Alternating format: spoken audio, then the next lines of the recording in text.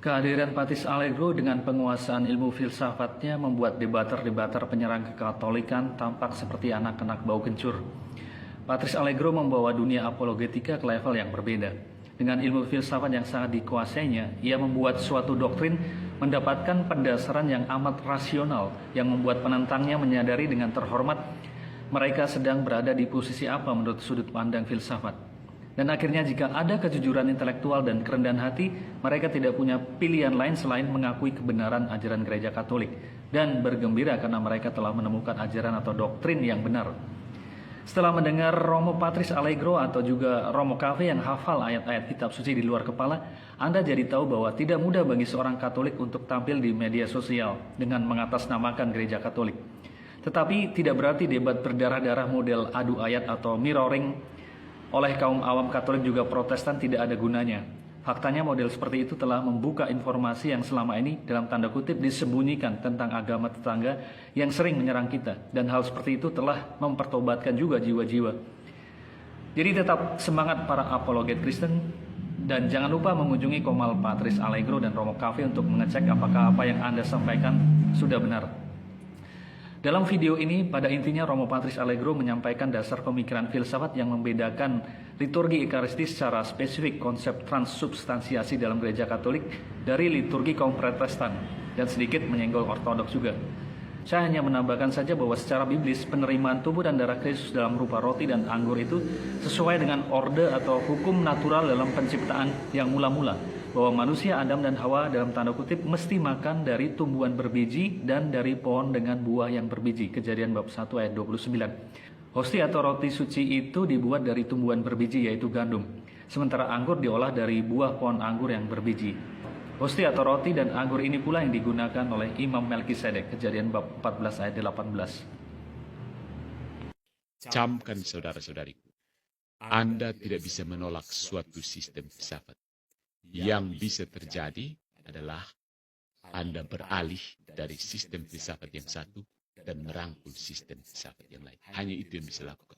Jadi penolakan terhadap filsafat dari kalangan Calvinis dengan mengutip serampangan ayat-ayat yang mengatakan filsafat kosong, itu sebenarnya adalah suatu bentuk filsafat sendiri.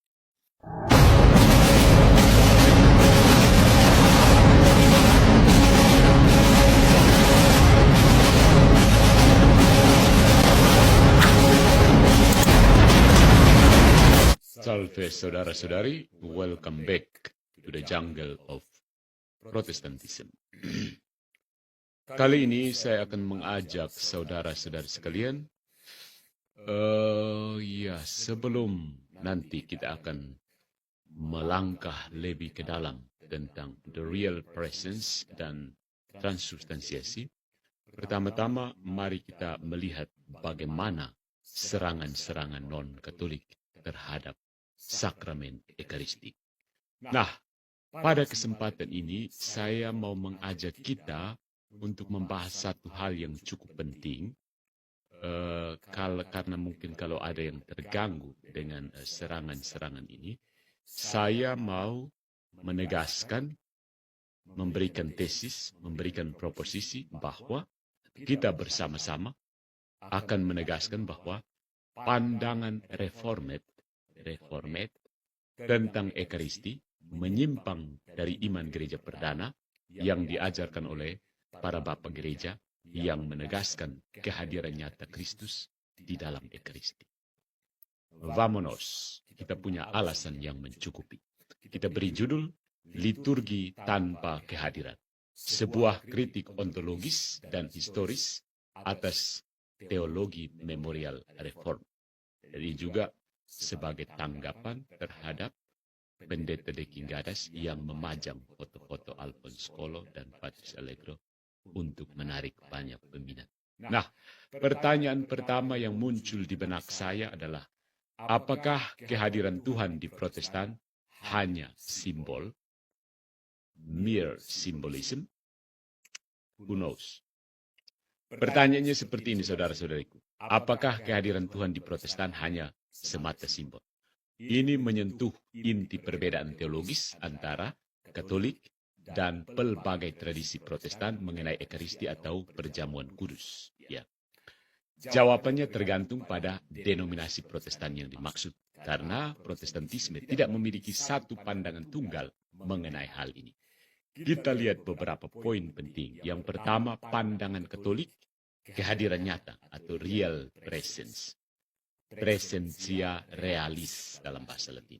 Gereja Katolik mengajarkan transsubstansiasi, perubahan substansi, yaitu bahwa roti dan anggur benar-benar berubah menjadi tubuh dan darah Kristus, meskipun rupa luarnya tetap tampak sebagai roti dan anggur. Ini bukan simbol, tetapi kehadiran Kristus secara nyata. Ingat kata nyata. Nyata, substansial, dan sakramental. Nyata, substansial, dan sakramental. Pandangan Protestan justru beragam. Yang pertama, pandangan Lutheran dengan penggagasnya Romo Martin Luther, OSA. Konsubstansiasi atau sacramental union. Luther percaya bahwa tubuh dan darah Kristus benar-benar hadir di dalam, dengan, dan di bawah, below, under. Di dalam, dengan, dan di bawah bentuk roti dan anggur. Luther juga berpendapat bahwa kehadiran itu, tubuh dan roti dan anggur, bukan hanya simbolis. Kehadiran Kristus di dalam, di bawah, dengan, dan bersama itu, Kristus hadir secara nyata, bukan cuma simbolis, tapi tidak melalui transubstansiasi. Lebih tepatnya konsubstansiasi, bersama dengan substansi. Yang berikut Calvinis atau Reform yang digagas oleh Jean Calvin atau John Calvin. Kehadiran rohani, kehadiran spiritual, presensia spiritualis. Kristus tidak hadir secara fisik, tetapi secara rohani dan efektif bagi mereka yang menerima dengan iman. Dan juga bukan hanya simbolis, tetapi kehadirannya bersifat spiritual. Yang berikut dari pandangan Zwinglian dengan penggagasnya Ulrich Zwingli dan sebagian besar evangelikal modern, simbolis. Perjamuan kudus adalah tindakan peringatan semata. Kristus tidak hadir secara nyata dalam unsur-unsur tersebut, roti dan anggur. Kehadiran Tuhan adalah simbolis dan subjektif, tergantung pada iman penerima. Jadi Tuhan mau hadir atau tidak, terserah imanmu. Jadi jawabannya seperti ini. Tidak semua Protestan memandang kehadiran Tuhan dalam perjamuan sebagai simbol semata. Ada spektrum pandangan. Dari kehadiran nyata di Lutheran, kehadiran rohani di Calvinis, hingga simbolis saja, Zwinglian dan evangelikal. Ya. Nah, pertanyaan yang lanjut, yang berikutnya, mengapa bisa ada variasi pandangan ini? Apa landasan filosofis masing-masing? Ini pertanyaan yang menukik ke bawah ya. Karena membedah landasan filosofis dari masing-masing pandangan akan membuka perbedaan mendasar dalam cara memandang realitas sakramental, relasi tubuh dan roh, dan relasi iman dan rasio atau akal budi di dalam tradisi Kristen. Jadi, how do you see these things? Jadi, kita bahas landasan filosofis dari pandangan Katolik, kemudian Lutheran, Calvinis, dan Zwinglian tentang kehadiran Tuhan dalam Ekaristi atau perjamuan kudus. Yang pertama, Katolik transubstansiasi. Landasan filosofisnya adalah Aristotelian Thomistik dari Aristoteles dan Thomas Aquinas. Nah, ada kategori substansi dan aksidens dari Aristoteles. Substansi itu hakikat yang menjadikan sesuatu itu sesuatu. Misalnya substansi manusia, dan aksidens itu sifat-sifat luar yang bisa berubah tanpa mengubah hakikat. Misalnya saya bisa berambut pendek atau panjang, itu tidak mengubah hakikat saya. Atau kalau substansi lainnya misalnya meja bisa terbuat dari kayu, bisa terbuat dari kaca. Ya, itu accidents, tapi substansinya tetap meja. Nah, di dalam Ekaristi, substansi roti dan anggur berubah menjadi tubuh dan darah Kristus. Tetapi accidents-nya, yaitu rasa, rupa, bau, tetap. Dicicipi ya tetap rasanya roti, tetap rasanya anggur. Tapi itu kan accidents, substansinya berubah. Ya. Thomas Aquinas mengembangkan ini dengan metafisika realis. Ya. Realitas spiritual bisa sungguh hadir dalam rupa material. Bisa sih. Kenapa tidak bisa? Ini didasarkan pada prinsip analogia entis. Analoginya keberadaan. Analogia entis ya. Setiap segala sesuatu yang berada itu selalu berpartisipasi pada ada yang lebih tinggi. Ya. Tuhan sebagai ada yang tertinggi, paling tinggi, itu ada partisipasi dari para malaikat, partisipasi dari manusia, partisipasi dari hewan, partisipasi dari tumbuhan, dan sedikit partisipasi dari benda-benda mati. Nah, di sini poin yang penting adalah iman tidak bertentangan dengan rasio atau akal budi, tetapi melampauinya. Kata kuncinya adalah melampaui. Kehadiran nyata Kristus adalah misteri, tetapi rasio, nalar, atau akal budi bisa membantu menjelaskan bagaimana mungkin hal itu terjadi. Bagaimana mungkin hal itu terjadi? Karena toh saya melotot dari tadi, tidak ada apa-apa yang berubah. Bukan? Poin yang kedua, gagasan dari Lutheran atau perspektif Lutheran. Konsubstansiasi atau sacramental union.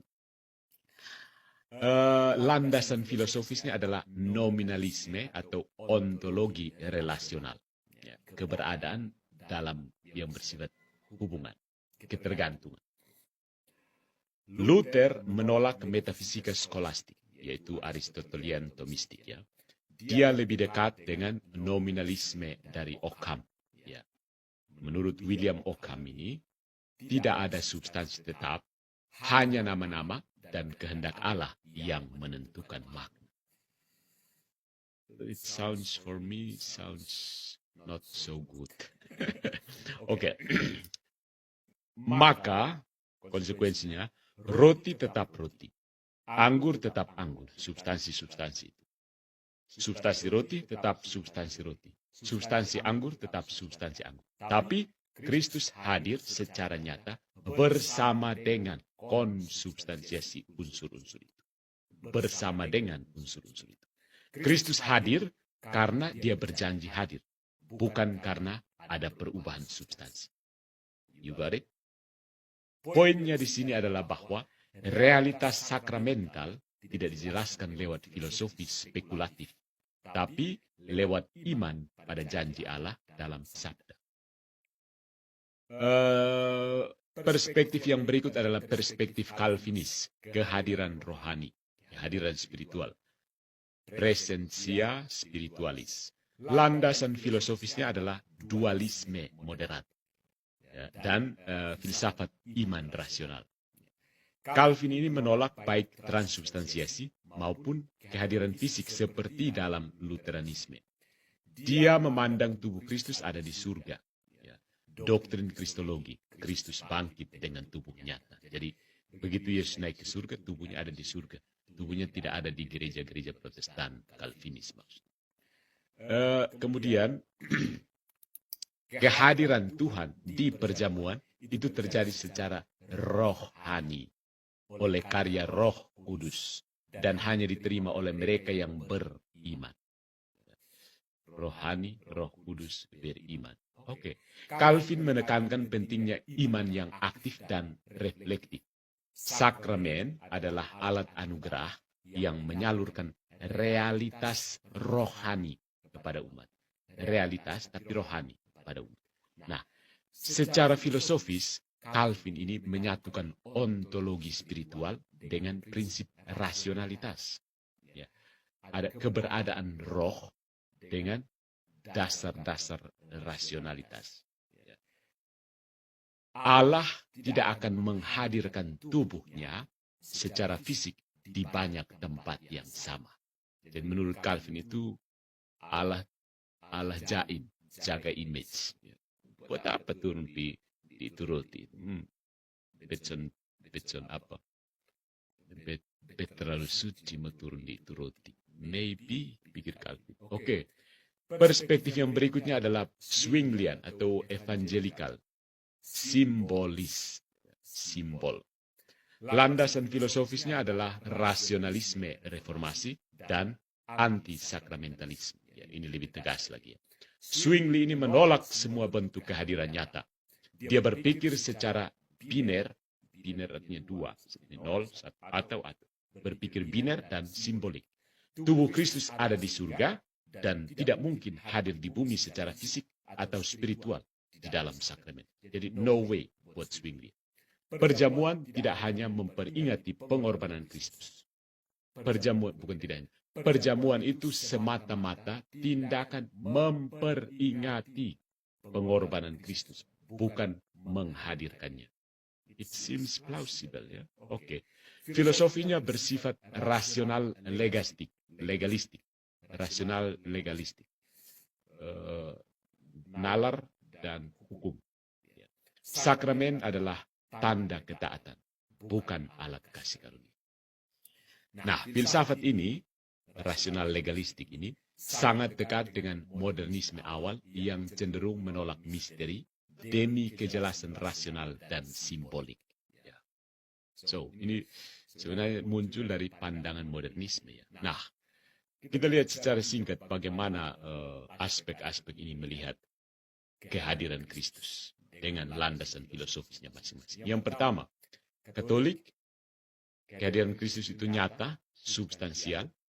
Landasan filosofisnya Aristotelian Thomistik, dan istilah yang digunakan adalah transubstansiasi.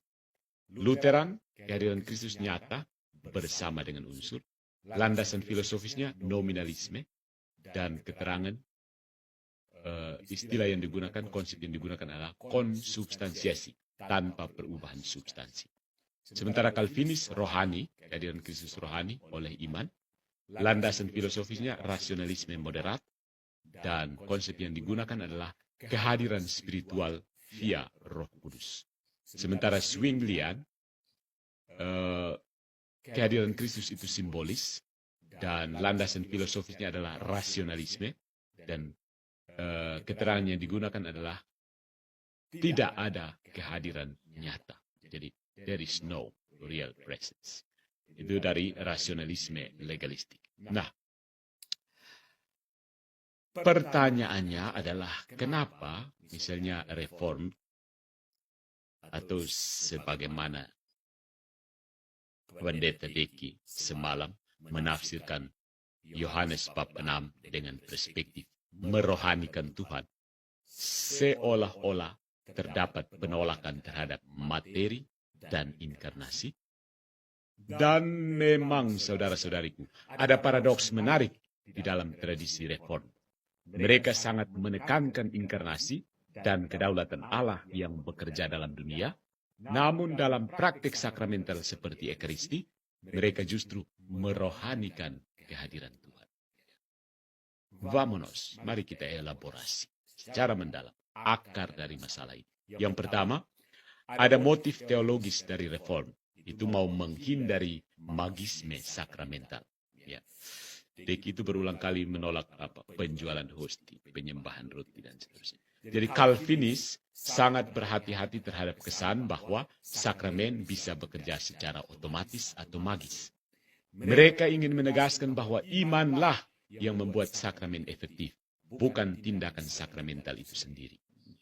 Mereka menolak ide bahwa kehadiran Kristus bisa dijamin hanya karena ritus atau formula berupa ex opere operato. Jadi, dengan merohanikan kehadiran Kristus, ini merupakan cara untuk menjaga agar iman pribadi dan hubungan rohani dengan Kristus tetap menjadi fokus atau pusat. Oke, it seems plausible. Yang kedua, secara filosofis ada pengaruh dualisme platonis moderat dan anti-metafisika abad pertengahan. Meskipun Calvin tidak sepenuhnya Platonis, pendekatannya itu justru memisahkan secara tegas antara realitas surgawi dan realitas duniawi. Tubuh Kristus ada di surga, tidak mungkin hadir secara fisik di bumi. Jadi sudah ada pemisahan tegas antara realitas surgawi dan realitas duniawi. Ini berpadu dengan penolakan terhadap filsafat skolastik Thomisme yang menurut mereka, Calvinis, terlalu spekulatif, mengaburkan makna rohani dengan jargon metafisika Aristoteles seperti substansi, aksidens, dan lain-lain.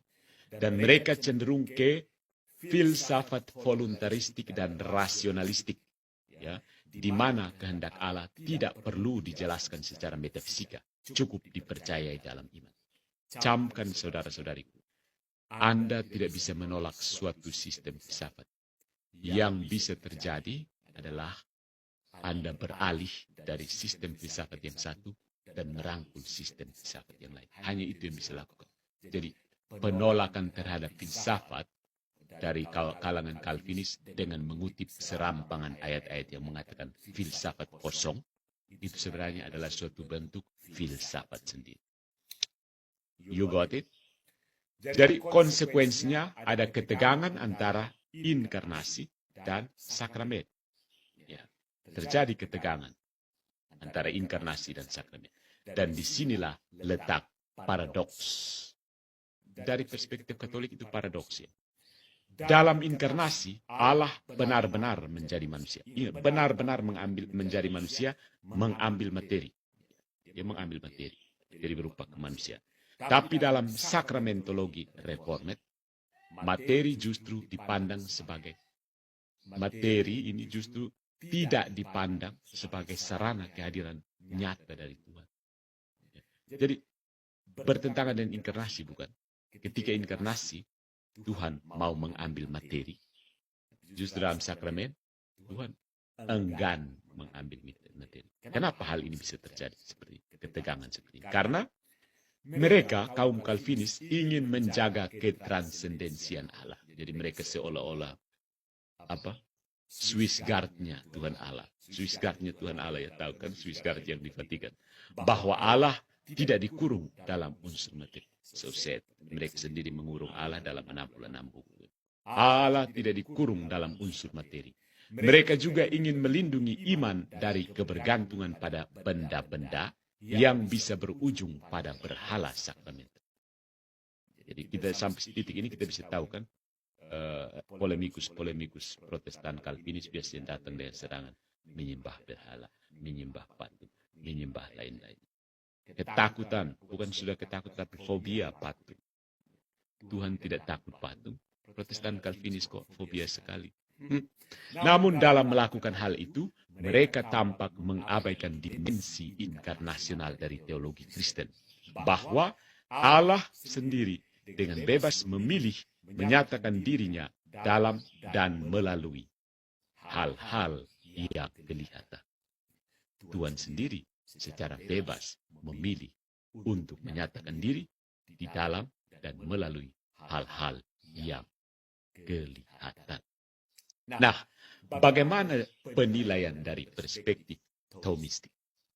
Dari sudut pandang Thomistik, pendekatan reform ini kurang menghargai kesatuan tubuh dan roh.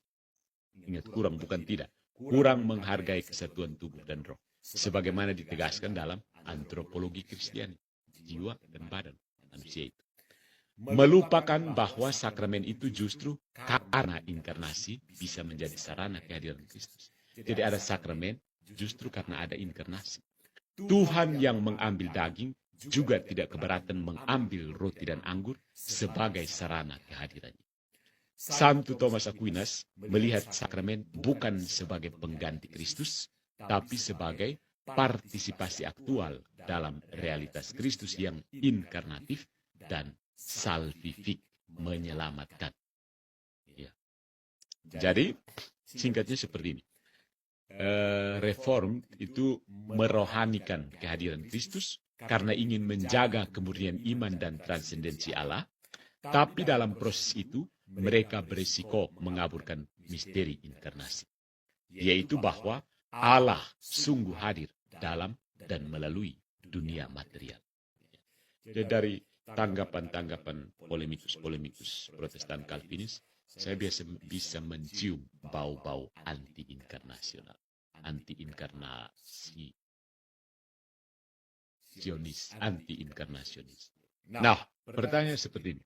Apakah kita orang Katolik berani mengatakan bahwa reformat salah? Karena bapak-bapak gereja justru percaya pada presensia realis? It is, yes.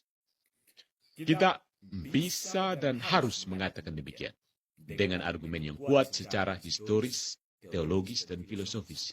Bahwa pandangan reformat yang menolak kehadiran nyata Kristus dalam Ekaristi bertentangan dengan ajaran para bapak gereja, gereja mula-mula, gereja perdana.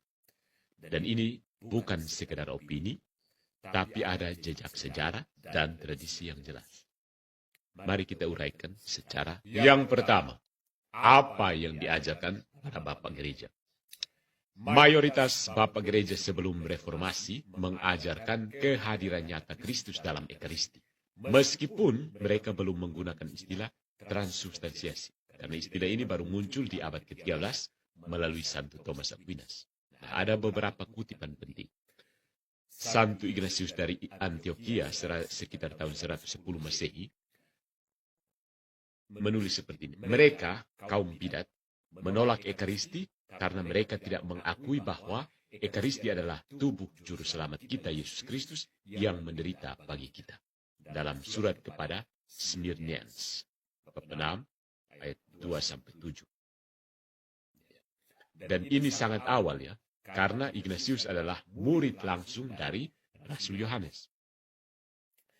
Santo Justinus Martir sekitar tahun 150 Masehi, kutipannya sebagai berikut. Makanan ini tidak dianggap biasa atau biasa, melainkan kami telah mengajarkan bahwa itu adalah tubuh dan darah Yesus yang menjelma menjadi manusia.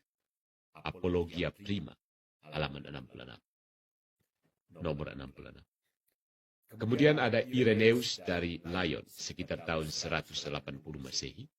Jika tubuh dan darah Kristus tidak benar-benar hadir dalam Ekaristi, maka tubuh manusia tidak bisa diselamatkan. Against Heresis, buku kelima. Irenaeus sangat kuat dalam menegaskan realitas material dari keselamatan, sejalan dengan doktrin inkarnasi. Kemudian ada Cyrillus dari Yerusalem, abad keempat. Jangan menganggap ini sebagai roti dan anggur biasa. Ini adalah tubuh dan darah Kristus dalam Catechetical Lectures. Kemudian, setelah para bapak-bapak gereja mengajarkan demikian, ada pandangan reform versus tradisi patristik ini. Nah, pandangan reform, terutama dari Zwingli dan Calvin, mengatakan bahwa Ekaristi adalah simbol atau alat rohani dari kehadiran Kristus. Dan tidak menerima bahwa roti dan anggur itu sendiri berubah menjadi tubuh dan darah Kristus. Ini jelas berbeda dari para bapak gereja yang mengajarkan bahwa ada perubahan nyata meskipun belum pakai istilah skolastik seperti transubstansiasi. Dan mereka melihat Ekaristi sebagai perpanjangan misteri inkarnasi dan salib secara real, nyata. Nah, ada filsafat di balik perbedaan ini. Bapak-bapak gereja berpikir secara inkarnasional, sakramental, dan realistis tentang materi. Mereka percaya bahwa Allah memakai materi sebagai sarana keselamatan.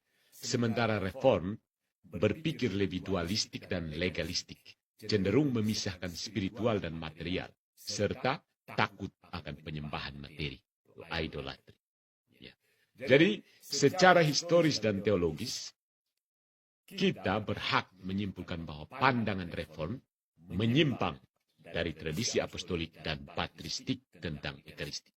Dalam terang tradisi gereja awal, reform keliru karena mereka menolak warisan teologis universal gereja perdana yang mengafirmasi kehadiran nyata Kristus di dalam Ekaristi. Nah, kita di sini menegaskan bahwa Pandangan reformat tentang Ekaristi menyimpang dari iman gereja perdana yang diajarkan oleh para bapak gereja yang menegaskan kehadiran nyata Kristus di dalam Ekaristi. Ya, nah, ya bisa tangkap kan sampai di sini. Reformat itu keliru. Kau mau tafsir bagaimana, tapi landasan filosofis. Apa menurut Gadamer itu apa horizon yang kamu bawa untuk mendekati teks kitab suci itu? Horizonnya apa? Kita sudah lihat. Horizon rasional dan legalistik. Itu dipakai untuk mendekati teks kitab suci. Yohanes bab 6 itu bukan? So, di situ. Jadi saudara-saudariku yang terkasih maupun saudara-saudariku yang terpisah, ada konteks kontroversi antar denominasi Kristen soal Ekaristi dan perjamuan kudus. Dan pertanyaan kuncinya adalah, apakah Kristus sungguh hadir dalam rupa roti dan anggur? Dan setelah menelaah posisi historis teologis gereja perdana versus reformat, orang Katolik menegaskan bahwa Protestan salah. Protestan itu inovasi abad ke-16 yang berusaha mau menolak, tapi akhirnya salah jalan aka sesat, ya, tersesat, ya, saudara-saudari. Nah, reformat ini menyimpang dari iman kuno, ya. Berdasarkan kesaksian Bapak Gereja, sangat jelas bahwa kehadiran nyata Kristus dalam Ekaristi bukanlah penemuan abad pertengahan, tetapi iman apostolik sejak awal. Pandangan reform baru muncul abad ke-16 tanpa akar dalam tradisi Bapak Gereja. Kalaupun ada akar juga, akar serabut yang dipilih sana sini. Cak. Ya, itu selektif, cherry picking. Nah, pandangan reform menyimpang dari iman asli gereja. Ada kutipan dari Paus Benediktus ke-16, Joseph Ratzinger. Gereja hidup dari Ekaristi karena di dalamnya Kristus sungguh-sungguh hadir. Ini bukan sekedar simbol, tetapi misteri Paskah, misteri nyata, bukan misteri Paskah, misteri nyata, sebagaimana dipercaya oleh para martir dan para bapak gereja sejak awal. Kutipan ini terdapat dalam Sacramentum Caritatis tahun 2007. Nah, sebagai dialog iman dengan reformit, De Gadas, Albert Rumampu, dan kawan-kawan tentang kehadiran Kristus dalam Ekaristi. Kita tidak bermaksud menyerah, tapi menyatakan posisi gereja Katolik dan mengundang refleksi dan membuka kemungkinan untuk kembali ke iman gereja perdana. Ya, mari kita kembali ke iman para martir dan murid-murid Rasul, bukan hanya ke abad ke-16. Sama-sama percaya bahwa Alkitab adalah sabda Allah. Sama-sama menghargai para bapak gereja sebagai murid-murid langsung dari para rasul. Nah,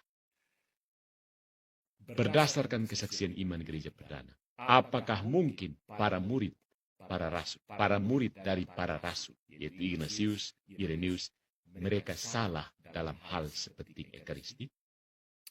Ekaristi adalah tubuh juru selamat kita Yesus Kristus. Itu kata Ignatius dari Antioquia tahun 110 Masehi. Kami tidak menerima ini sebagai roti biasa, melainkan sebagai tubuh dan darah Yesus yang menjelma. Itu kata Justinus Martir. Jadi, kalau reformat benar, kenapa tidak ada seorang pun dari para murid rasul?